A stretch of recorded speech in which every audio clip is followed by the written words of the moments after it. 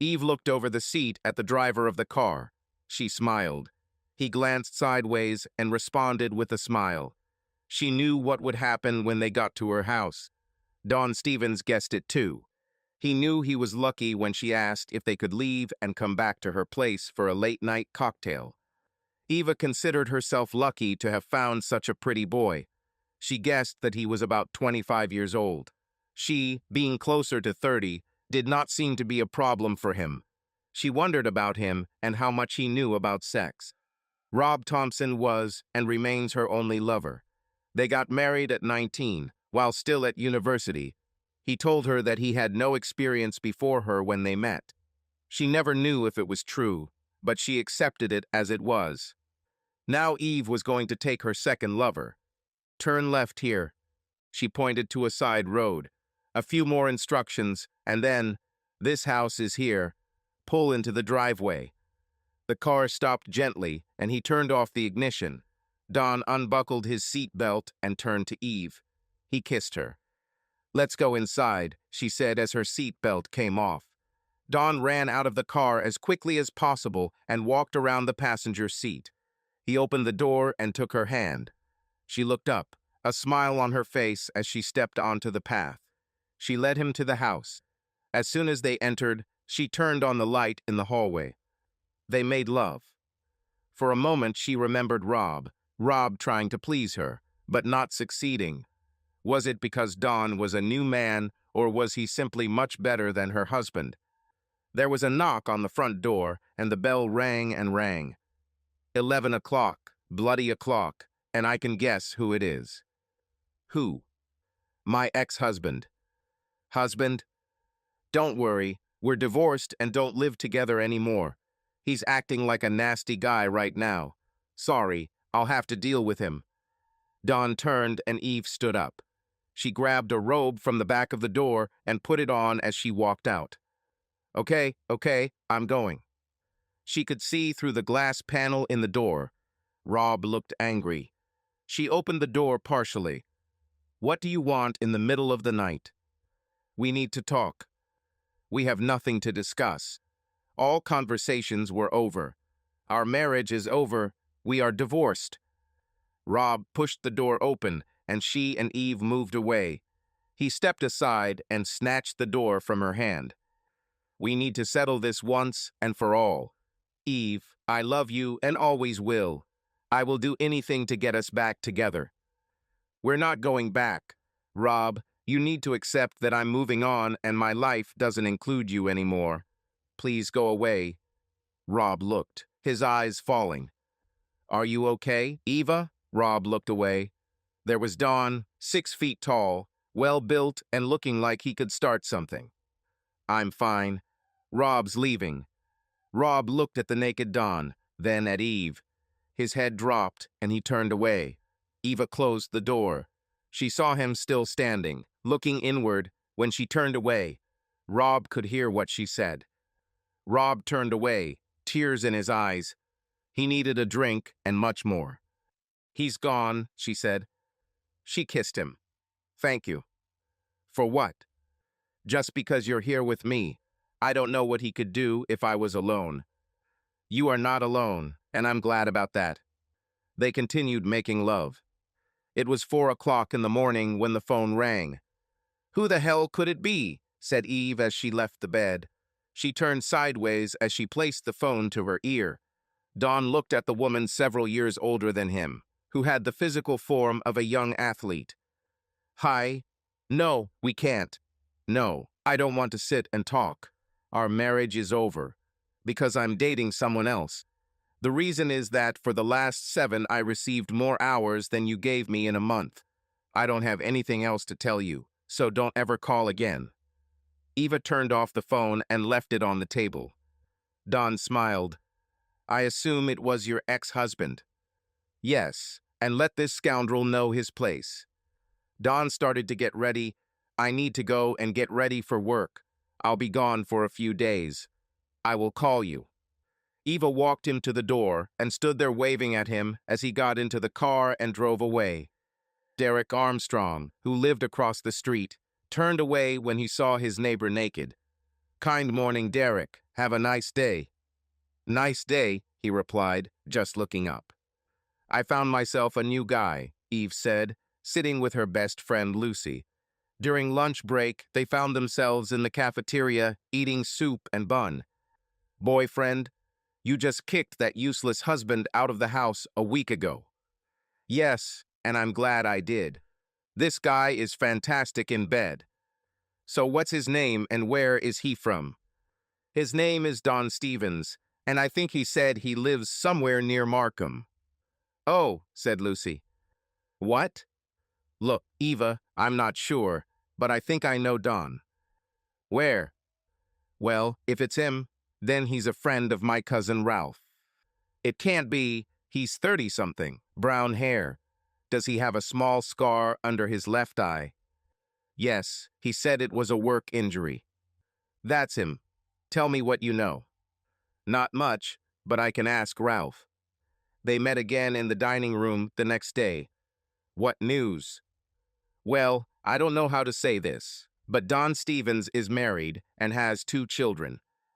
Are you sure? Eve asked, not wanting to believe that her new lover was a deceiver and a liar. 2 people I asked about him said the same thing. Eve's face turned red. Damn deceiver and traitor. He will not be in my bed again. Eve, listen, maybe he and his wife are already divorced, Lucy tried to console her. Maybe there is some explanation. Isn't that where you're thinking, Lucy? Eve was indignant. This bastard cheated on his wife with me, and now he's making up excuses to cheat on me. None of this. We're done with him. Eve knew where to find the man who was going to become her former lover. His phone rang twice before he picked it up. Hello, Eva. How are you? She tried to keep her voice as stable as she could. Hi, Dawn. Can I ask you something? Of course, shoot. Dawn, how are your wife and children? Okay, why did you ask? Well, I want to know how your wife and kids fit into our relationship. They don't do that, or they won't when I leave Shelley. And when will it be? Listen, Eva, you have to understand that my marriage hasn't been going well for a long time. I love you and want to be with you, but I need to find the right time to tell Shelley about this. By this time, Eve was already smoking. Stop it, don't. You cheated on your wife with me, and now you find excuses to cheat on me. Nothing happens. We're done with you. But, no buts. I don't want to be treated like a woman of easy virtue. Go away. I never want to talk to you again. Eva threw the phone on the table. He rolled over the edge and fell to the floor with a loud crash. To hell, she sighed, bending over to pick up the phone. That's all I needed. Eva put the phone in her bag and left the dining room. She was deeply excited and did not even notice the stranger on the side of the road. He tried to turn, but it was too late and they both fell. Eve screamed in pain as her knee hit the asphalt. Are you okay? Asked the stranger. Eve wiped her tears and nodded. Sorry, I wasn't thinking. But are you okay? He asked. Eve looked at him. He was a man, maybe 5 or 10 years older than her, but God, how attractive he was. My knee is killing me. He looked at his knee. Oh my God, he said. His accent was quite refined. We need to get you to the hospital. Did something happen, Jerry? Unnoticed by any of them, Bentley stopped nearby. The window went down.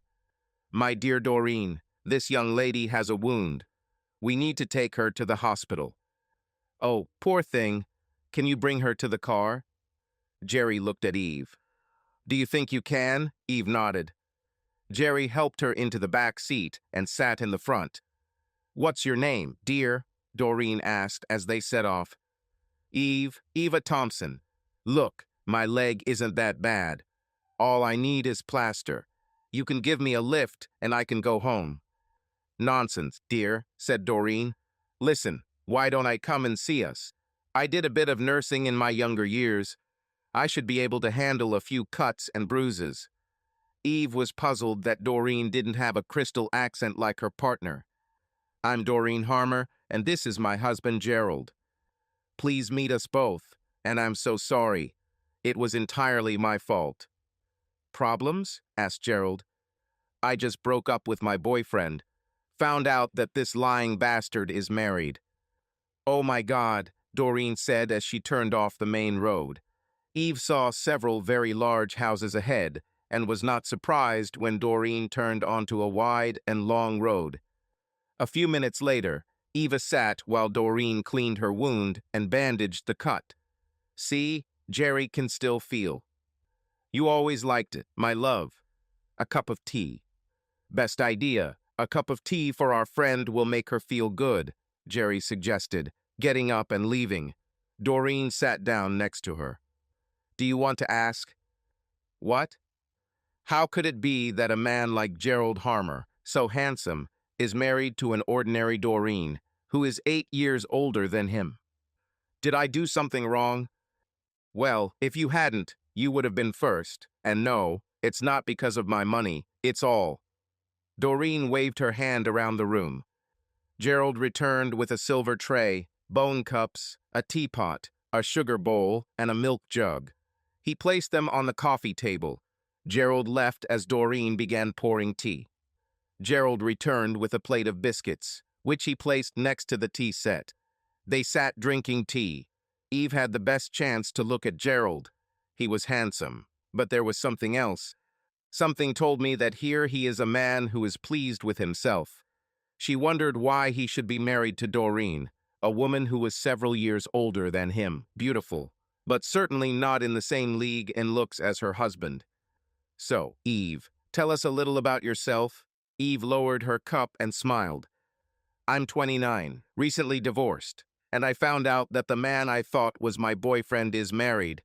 That's why I didn't think twice when I bumped into you. I'm so sorry." "I take it you work to live?" asked Doreen. "Yes, she's a paralegal." "You are working." "Young and Granger, do you know them?" "Yes, they are our lawyers and have been for many years," Gerald said. "I feel better now. Can one of you take me home, please?" Eve said. 3 hours had passed since her arrival, and the shock and pain of her fall had already passed. "Of course, I'll take you home," Doreen said. Everyone stood up. Gerald kissed her. Eve was quite surprised. "It was nice meeting you. If we ever meet again, let it be under better circumstances." "I'll definitely take care of it." Eve smiled at the handsome man. Doreen chatted along the road as she drove. Eve added a few words, but she couldn't stop thinking about Gerald. If only he weren't married, if only... Eve was still dreaming when the car stopped. "Take care of yourself, my dear," Doreen said, leaning over and kissing Eve on the lips. Eve was surprised by this friendly gesture. "Be sure to put on a clean bandage tomorrow," Doreen shouted, moving away. A few days later, Eve allowed herself a long lunch break. She bought flowers from the flower shop next to the office and went to Doreen and Gerald. Smiling, she rang the doorbell. Doreen opened it. "Eve, how nice to see you. Is this for me?" "Yes, that's a thank you for all your kindness." "Come in. It's so nice of you to stop by." Doreen led her into the house and into the kitchen. "Sit down and I'll put them in the water." Doreen busied herself with putting the flowers in a glass vase. "So glad you stopped by. I was thinking about contacting you. I have something we need to talk about." "We have to. Let me finish here and I'll get the kettle ready." Eve was intrigued by what Doreen said. She watched the older woman as she moved around the room. "How are you feeling now, dear?" "Okay, my leg is healing well. Thank you, and I feel such a fool for what happened. This is our happiness, dear. The opportunity to make a new friend." Doreen put the teapot and cups on the table. Eve watched as she added milk to cups and poured tea. Doreen sat down next to Eve. "I have a question for you, and if you say no, I will never mention it again." "Sounds ominous. What is it?" "Let me tell you a little about Gerald and me." Doreen finished her drink and sat back. You've probably already guessed that Gerald is several years younger than me, 12 to be exact. He is rich, smart, and very handsome, and I love him with all my heart. Don't get me wrong, it's all his money, not mine. I was a humble teacher before we met. He was the one running after me. Here's the thing, he likes sex, and a lot of it. I can give him as much as I can, but not as much as he wants. I'm asking, will you sleep with Gerald? I don't just mean sex for its own sake.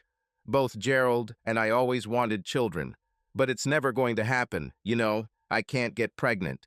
We talked about adoption and surrogacy, and then you showed up, and Gerald was quite impressed with you. I know it means a lot, but will you think about it? Doreen leaned back, gasping for breath after speaking the words in one long stream without holding her breath. She looked at Eve and smiled. Eve sat with her mouth open. She had words in her mind, but they no longer fit, and new ones appeared, and more. Thanks for the tea. I'd better go. Please don't go. I didn't mean to offend you. Please think about it. Doreen wanted to say more when the door closed. Eve was shaking as she returned to work. A huge gin and tonic soon passed her lips, followed by two more. Eve did not sleep all night. Her anger did not allow her to calm down.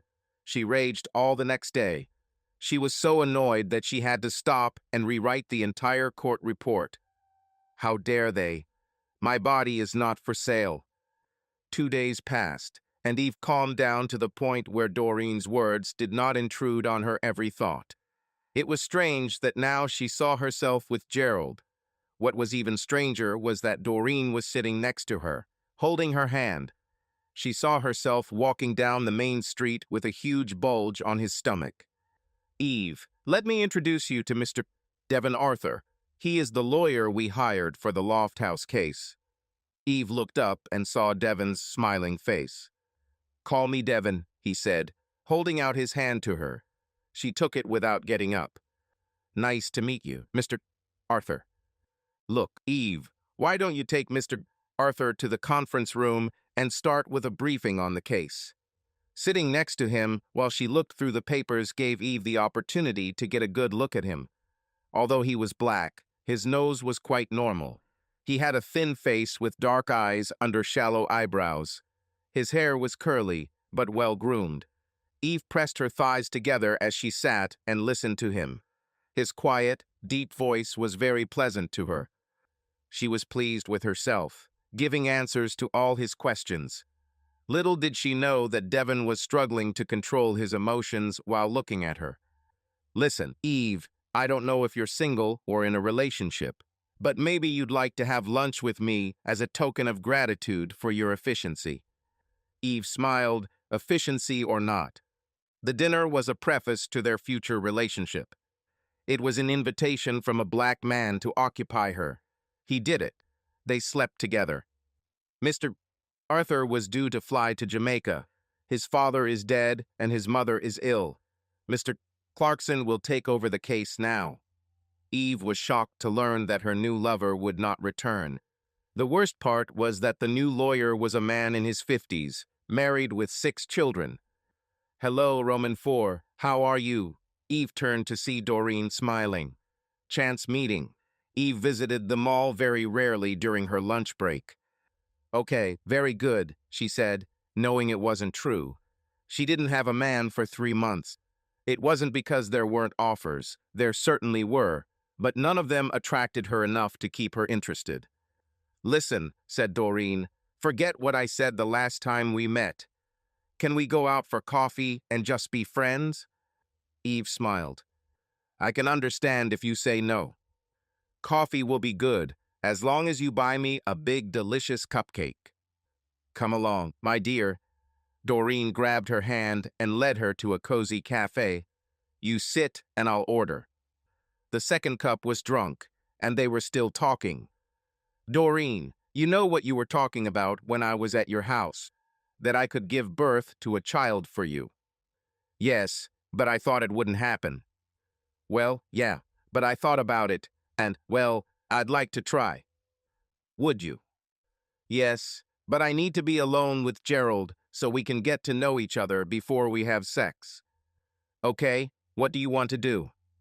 I know it sounds crazy, but I'd like him to take me to London for the weekend. Just him and me.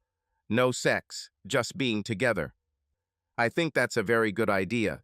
After all, you don't want to sleep with a man you barely know, do you? In 2 weeks, on Friday, Eve was packing her suitcase. She chose the sexiest lingerie she owns, several dresses and casual clothes for the day. She looked at her watch. He'll be here in an hour. Eve felt a little giddy at the thought of a weekend with the very handsome Gerald.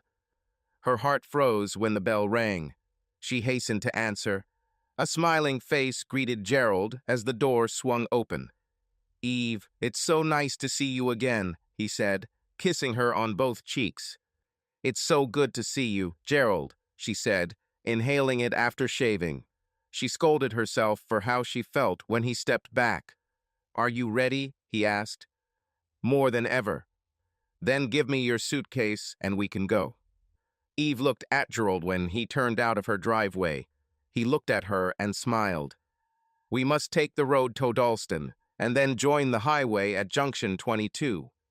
Eve nodded. I've booked us into a room at the Red Lion in Scanty Abbey, a double room. It was a non-negotiable statement.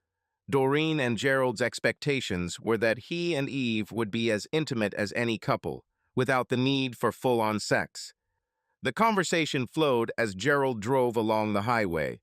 Most were trivial conversations passed between two adults. There were no hints or talk of a sexual relationship. Eve still wasn't sure if she wanted this. Do you want to stop for a break? We could have coffee or tea, whatever, he asked. Sure, tea would be nice. 3 miles should be short enough. In fact, Eve was ready to get to her destination, but she really needed to go to the toilet. A cup of coffee, and they're on their way again. It was already past noon when he pulled into the Red Lion parking lot. Eve came out and stretched. Gerald took both suitcases from the car. She followed him through the main doors. Eve saw that the bar area was filled with diners. The smiling girls stood behind the reception desk. Good afternoon, sir, madam. Gerald Harmer, do you have a number for us? Yes, sir, number 6. May I ask you to sign here? Young lady, Gemma Fernier. It says on her badge. Handed the card to Gerald. He took a pen from the counter and began to write. Would you like the morning paper? Telegraph, please, he said. And you, madam? No thanks. Lunch service is in full swing. I can reserve a table for you if you'd like. Yes, please, in half an hour, he said, looking at Eve. Very good, sir. Gemma looked at her screen. Everything is ready, sir. In an hour and a half, table for 2. Eve passed the key through the reader and the door lock clicked. She pressed the handle and the door swung open under her weight. Gerald followed her. The room was large enough, but the huge bed dominated. There's plenty of room, my dear, he said. After lunch, they decided to take a walk. Do you want to hold my hand? She asked. That would be nice. They walked hand in hand along the narrow streets, stopping to look into store windows when something attracts their attention. After an hour of walking, they returned to the hotel. Bar or room? He asked. Room, please. I need to rest. They lay next to each other in their underwear. There was a safe distance between them. It didn't take long before he fell asleep and began to snore quietly. Eve wasn't far behind. They woke up when Gerald's phone rang. Sorry, love, I should have called as soon as we arrived, but we had to hurry to find food. Eve propped herself up on her elbow, listening to Doreen talking on the other end of the line. She wants to talk to you, he said before handing over the phone. Eve picked up the phone. Hey, Doreen, yes, I'm fine. We're having a great time. Eve listened as Doreen asked several questions, barely answering. I'll give it back to you. Hey, love, yes, we will. Bye. The dinner was a pleasant affair, and they drank a bottle of wine. I don't need any more, or I'll be drunk, said Eve. Me too. Quite a tiring day, and I need a good night's sleep. They agreed and went to get ready for bed. Eve stood in her bra and panties, brushing her teeth. She expected Gerald to appear behind her at any minute. But this never happened. He sat on the bed, waiting for his turn. "Are you wearing pajamas?" she asked. "Well, no, we always sleep naked." "Oh, me too. You don't mind because I found it more comfortable?" "No, not at all. Do as you see fit." Gerald came out of the bathroom. Eve was already under the blankets. The sheet was pulled up to her chest, and she held it in place with her hands as she read a magazine. She tried not to look as Gerald took off his shorts. She watched as he folded them. She could no longer concentrate. When he got into bed, she put down the magazine, turned on her side, and turned off the nightlight. She lay there as Gerald rolled around on the bed. Eve lay there, her eyes open, looking into the dark room. She felt the warmth of a body next to her. She turned and rose up on her elbow. "Gerald, are you awake?" "Yes. Is something wrong?" "Yeah, I can't keep doing this." Gerald stood up on his elbows. "You can't do this. Do you want to leave?" "No, I can't lie here in bed with a man and do nothing." They made love. For another 2 weeks, she would never suspect that she was pregnant. They drove home with smiles on their faces, not many words between them. Soon Gerald turned the car into the driveway of his house. Doreen stood and waited for them. She kissed them both before Gerald took the suitcases out of the trunk. "Did you have a good time?" "My love, very good," he said, looking at Eve for a moment. "You did it?" Gerald nodded. "I'm sorry, Doreen. It was me. I couldn't stop. I just had to do it. I know what we were talking about, but I got carried away, and he's a very handsome man. If you get pregnant, my dear, I will forgive everything you two have done. Now I'm thinking about how to arrange sleep. But first I think you will need to freshen up after your journey." "I need you to sign some papers," Doreen said, standing up from the dinner table. "Papers?" asked Eva. "It's all about the child, if he is alone." "Fine. I'll just clear the table. You and Gerald sit in the living room, and I'll bring coffee soon." Doreen went into the kitchen, and Eve and Gerald went into the living room. They were sitting next to each other. "Do you know what's the matter?" asked Eva. "Just standard stuff. Just to make sure that when the baby is born, he or she will be our baby. We entrusted all the work to a lawyer." Eva smiled. She reached out and took his hand. "We had a good weekend, didn't we?" "We had a very good weekend." Doreen came in with a tray of coffee and an envelope on the side. She busied herself arranging the cups and then poured the coffee. Eve kept her eyes on the envelope and followed Doreen as she opened the package.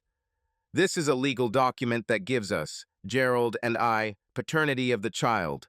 You read it and then put your happy signature at the bottom of each page."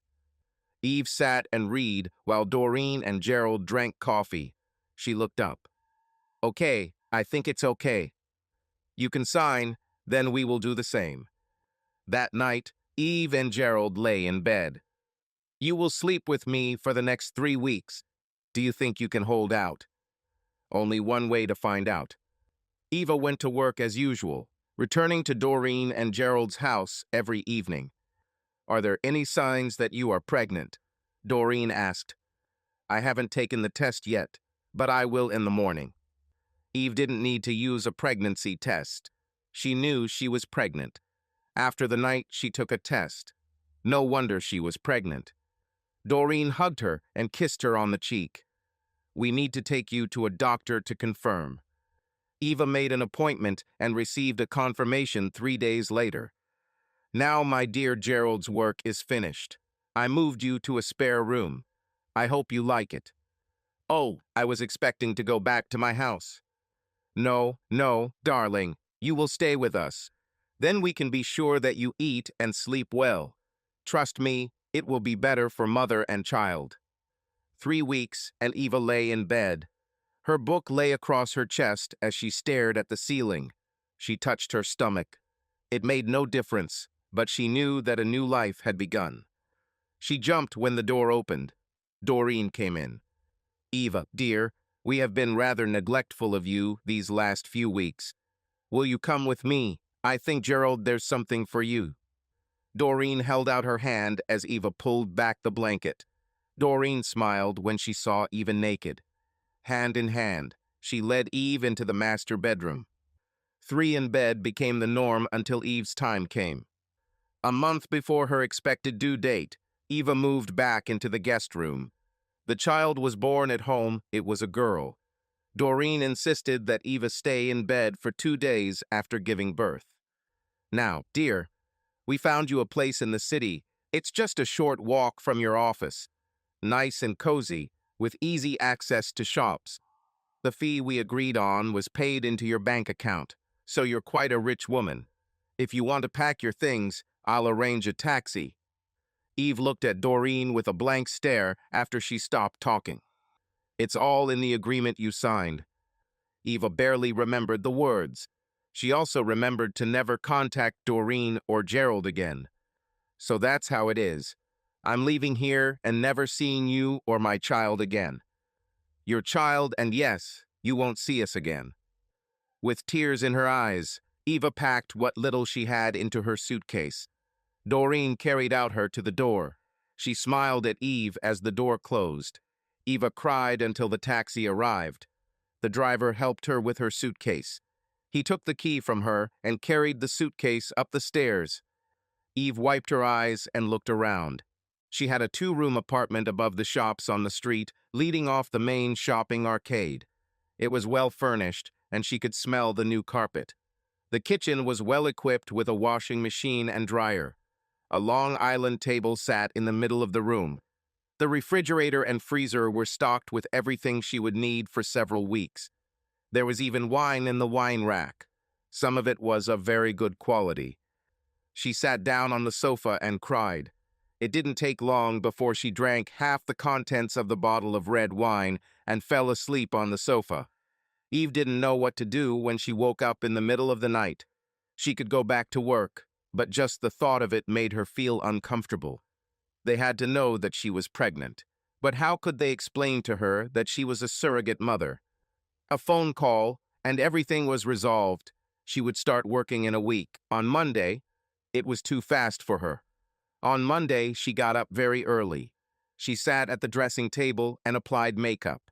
She wanted to look her best, so she took the time to do her party makeup instead of just putting on lipstick. Eve's breasts were still swollen and irritating. She was assured that it would pass. She lined the bra with padding that Doreen had given her. The work turned out better than she expected. Everyone was friendly, and no one asked too many questions that would make her feel uncomfortable. Life went on, and Eve needed to find a social life. "What's up for you this weekend, Lucy?" "Jerry and I are going to a club. Why do you ask?" "I just wanted to have a good evening. I came back here 6 weeks ago and haven't even set foot in the house yet." "Look, come with us, and we will find you a boyfriend." "I'm not sure yet that I want someone in my life." "Not necessarily. Have a few drinks and dance, and then you can go home.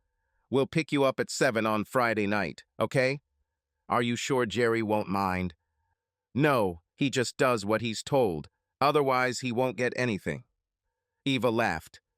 It was Friday night, and Eva was ready long before the appointed time. Her breasts have shrunk to normal size. She stood and looked at herself in the long bedroom mirror. She cursed, realizing that she needed to clean herself up. Luckily for her, she still had an hour before Lucy arrived. She remembered the time when she was with Doreen and Gerald Child. Eve stopped and looked into the distance.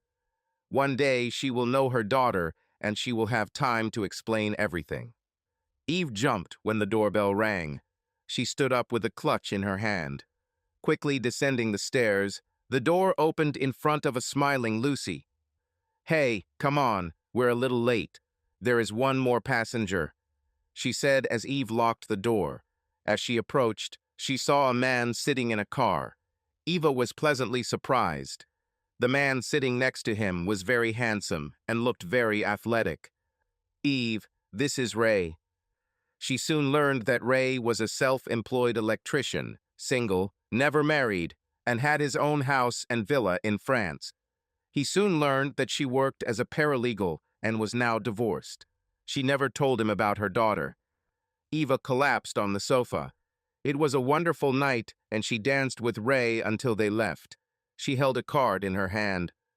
"If you want to spend another night, call me," he said and kissed her. Eva was disappointed.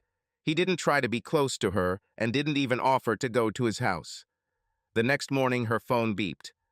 "Good morning. You enjoyed last night, Ray." She smiled, still wondering how he got her number. "Good morning. Had a great night. We'll have to do this again soon." "What are you doing this afternoon?" "Nothing. Why do you ask?" "Would you like some coffee? I finish work around 2.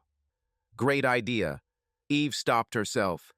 "Why don't you come over to my place and I'll make us lunch?" "Great idea. See you at 2. By 2 o'clock, Eva had taken a shower, put on her makeup, and had prepared dinner well. She almost fell down the stairs when the bell rang. "Hello." He kissed her on the cheek and handed her a bouquet of flowers. "Thank you. Get up." Shit, she thought, realizing that her skirt was so short that he would be able to see her ass when she moved higher. "Slow down, girl, not too fast so as not to scare him away," she thought. "Sorry, but I was late and didn't have time to change." "No problem, honestly," Eve might reproach herself. Damn stupid words. Ray took a step, looking down her skirt. He put his hand on the step and looked up when Eve turned around. "I made lasagna. I hope you like it." "I love it very much. It's one of my favorites. Listen, do you mind if I wash my face first?" "No problem. The bathroom is over there. I'll get you a towel." Eva took a towel from the dryer. She went into the bathroom without knocking. Ray stood at the sink. He was bare-chested. One hand was raised as he cleaned his armpit. Eve stopped and looked at him through the mirror. He wasn't a bodybuilder, but he had enough strength to show that he worked hard. Ray smiled when he saw her reflection. "If I had known, I would have brought a change of clothes. I live 10 miles away, and that would make me even late." "Dinner is ready when you are," she said, having to look away before doing anything with it. "Wait a minute." They sat and ate. Ray told her more about his life. "Ray, I know we only know each other, but if we want to continue seeing each other, then you need to know something." Ray stopped eating, realizing that this was something important, very important. He put down his knife and fork and turned to her. "Ray, I had a baby 6 weeks ago." His jaw dropped, fearing the worst. "I gave birth to a child and gave it away." "For adoption?" he asked, leaning forward and placing his hand on hers. "No, I was a surrogate mother." He tried to smile. "Thank God, I thought you were telling me the poor thing was dead." "No, I just miss her, and I know I'll never see her again." Lunch was forgotten. Eve sat as Ray hugged her. "Suppose you don't want anything to do with me now." "Why do you think so?" "Because I gave away my child." "No, I think it's a very noble thing to do. Some women cannot have children, but you have made the family very happy." "But why am I so sad?" "It's clear. The connection between mother and child and everything that comes with it." Eve looked at Ray. "You need to take a shower," she said, looking at him. They made love. This was not their only night together. "Eva, you need to take a vacation from work." "Why?" "I'll take you to my villa." Eva smiled. "Maybe I'm too curious, but tell me, how can such a young man own a villa in France?" "Well, it was Mom and Dad's villa until they couldn't travel anymore, so he gave it to me." "Oh my God, I thought you were super rich." "No, but what I do pays well." Eva climbed out of the pool. She stood there for a moment, water dripping from her naked body. Ray walked through the door with 2 drinks in his hand. She found it strange that he was wearing shorts. He placed the drinks on the table between the lounge chairs. He approached Eve as she took a towel. He took it from her. He knelt down. "Eva Thompson, love of my life, will you marry me?" Eve looked down at him. A smile spread across her face. "Yes, I will marry you." Ray took a box from his shorts pocket, opened it, and took out a diamond engagement ring. He took her hand and placed the ring on her finger. He stood. They hugged and kissed. The wedding was small, with close friends and relatives on both sides. Eva found herself pregnant 3 weeks after their honeymoon. They now have 4 girls and are living a happy life.